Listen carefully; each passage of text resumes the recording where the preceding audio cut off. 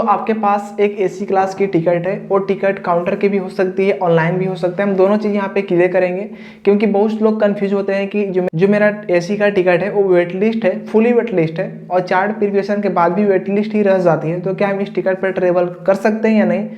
सारे क्वेश्चन के आंसर, सारे कंफ्यूजन मैं क्लियर करूंगा। एक भी पार्ट स्किप मत करना। चैनल पर फर्स्ट टाइम विजिट किए प्लीज चैनल को सब्सक्राइब करके बेल आइकन को प्रेस कर लेना आगे भी इस तरीके के इंटरेस्टिंग और इन्फॉर्मेटिव वीडियोस देखने के लिए। तो चलिए शुरू करते हैं।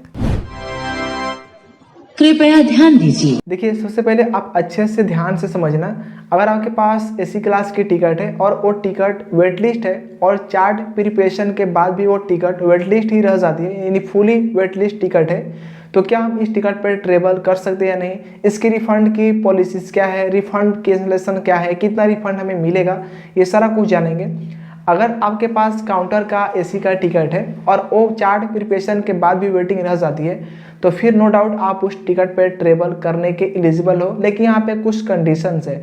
अगर आप उस चाह रहे हो कि मैं इस टिकट पे कंफर्म होने की बाद ही यात्रा करूं, उसके बाद मैं वेट लिस्ट पे यात्रा नहीं करना चाहते हैं, तो फिर ट्रेन के डिपार्चर टाइम से 30 मिनट्स पहले आप उस टिकट को काउंटर पे जाके कैंसिल करवा के उसका refund amount hand to hand वहाँ पे कलेक्ट कर सकते हो। लेकिन फ्रेंड्स, यहाँ पे अगर आप चाह रहे हो कि मैं इस थर्ड एसी के वेटिंग टिकट पर ट्रेवल कर सकता हूँ तो आप फिर कर लो, वहाँ पे कोई भी इश्यू नहीं आएगी।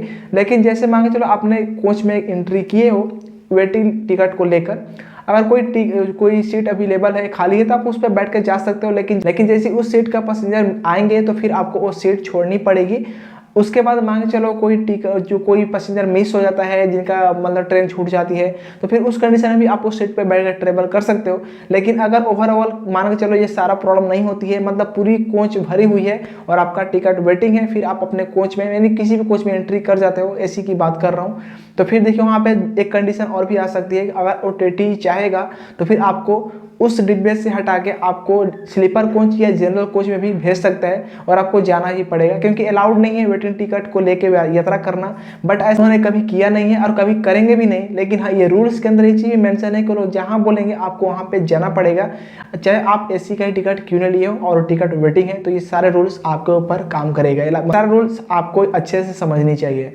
अब बात करते हैं कि अब मेरे पास जो वेटिंग लिस्ट टिकट है वो ऑनलाइन है। तो देखिए फ्रेंड्स, यहाँ पे क्या होता है ना, चार्ट प्रिपरेशन के बाद अगर कोई भी टिकट वेटिंग लिस्ट ही रह जाती है तो वो टिकट चार्ट प्रिपरेशन के बाद ऑटोमेटिक कैंसिल होकर उसका जो रिफंड अमाउंट है वो बैक टू सोर्स अकाउंट में क्रेडिट कर दी जाएगी 3 से 7 वर्किंग डेज के अंदर।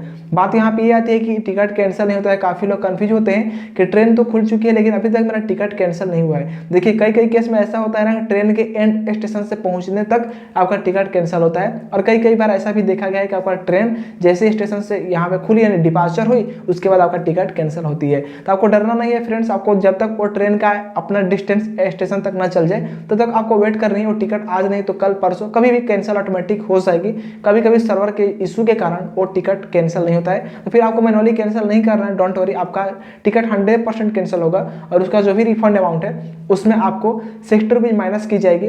60 रुपीज़ माइनस स्लीपर के लिए की जाएगी और आपके पास एसी कोच की टिकट है तो आपको 60 रुपीज़ प्लस जीएसटी आपके टिकट के फेयर से माइनस हो जाएगा और बाकी पैसे 3 से 7 वर्किंग डेज के अंदर आपके अकाउंट में क्रेडिट कर दी जाएगी जिस मोड से आपने पेमेंट को डिडक्ट करवाया होगा। ठीक है, यही रूल्स काम करेगा काउंटर टिकट पे। हाँ, यहाँ पे काउंटर टिकट पे convenience fees, PG charge, agent service charge नहीं लगते हैं। लेकिन वही ऑनलाइन की बात करें तो ऑनलाइन पे आपको convenience fees, PG charge, agent service charge भी देने पड़ेंगे। तो वो चीज़ मैनेज कर लेना। ये मत सोचना कि यही पैसा क्यों मेरा ज़्यादा कटे, तो वो 30 रुपये 20 रुपये अप्रोक्स करता है वो सारे चार्जेस के बारे में। जैसे कि आप टिकट बुक करोगे तो आपको देखोगे तो यूपीआई के चार्जेस कुछ लेता है जिसको बोलते हैं पीजी चार्ज, इन पेमेंट गेटवे चार्ज। ठीक है, तो मुझे उम्मीद है फ्रेंड्स आपको सारे कंफ्यूजन, सारे क्वेश्चन के आंसर मिल चुकी होगी। फिर भी कोई क्वेश्चन रह गई हो तो इंस्टेंट आप मुझे इस इंस्टा आईडी पर मैसेज करके हेल्प ले सकते हैं। फिलहाल इस वीडियो को यहीं पे एंड कर रहा हूँ, मिलते हैं नए वीडियो में।